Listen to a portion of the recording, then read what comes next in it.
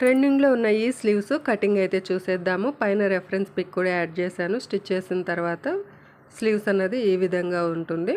And ఇక్కడ neck డీప్ను బట్టి length mark చేసుకోవాల్సి ఉంటుంది. ఫ్రంట్ 4.5 ఇంచెస్ అండ్ బ్యాక్ కూడా 4.5 ఇంచెస్ నెక్ డీప్ తీసుకున్నాను నేను.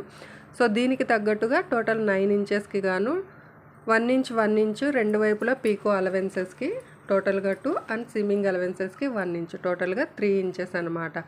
9 + 3 12 ఇంచెస్ లెంత్, 22 ఇంచెస్ విడ్త్ అయితే తీసుకున్నాను. లెంత్ తీసుకున్న వైపున ఈ విధంగా ఫోల్డ్ చేసి అయితే స్టిచ్ చేసుకుంటాను. అండ్ విడ్త్ తీసుకున్న వైపున పీకో చేస్తానన్నమాట.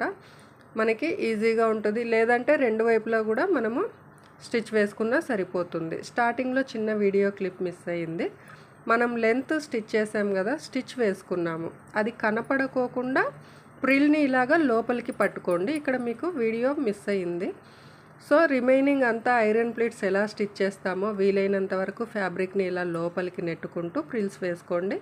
అండ్ లాస్ట్ ప్రిల్ కూడా మీకు ఈ విధంగా లోపలికి నెట్టేసుకోండి. ఈ స్టిచ్చెస్ అన్నది ఇలా ఫోల్డ్ స్లీవ్ మీద షోల్డర్ మీద పడినప్పుడు కుట్లు కనపడకోకుండా ఎడ్జ్ కూడా మనము ఇలా లోపలికి నెట్టేసుకోండి. ఈ విడ్త్ అన్నది మీ షోల్డర్ విడ్త్కి ఈక్వల్గా ఉండాలి. సో ఇక్కడ నేను షోల్డర్ విడ్త్ 2.5 ఇంచెస్ దీనికి ఈక్వల్గా ఉండేలాగా అయితే రెడీ చేసుకున్నాను. అండ్ ఆపోజిట్ సైడ్న కూడా అదే విధంగా అయితే రెడీ చేసుకోండి. రెడీ చేసుకున్న స్లీవ్స్ని ఇక్కడ మనం షోల్డర్ ఎక్కడైతే వస్తుందో డ్రెస్లో అక్కడ ఈ విధంగా ఉంచేసి ఫ్రంట్ అండ్ బ్యాక్ కూడా లెంత్ టోటల్గా 9 ఇంచెస్ మార్క్ చేసుకొని ఈ విధంగా స్టిచ్ చేస్తే మన స్లీవ్స్ అన్నది రెడీ అయిపోతుంది. ఇలా స్ట్రైట్గా ఉన్నాయి కదా అనుకుంటారు, బట్ ఇది మనం వేసుకున్నప్పుడు ఫాలింగ్గా ఇలా షోల్డర్ మీద ఇలా ఫాల్ అవుతుంది. సో అంతేనండి.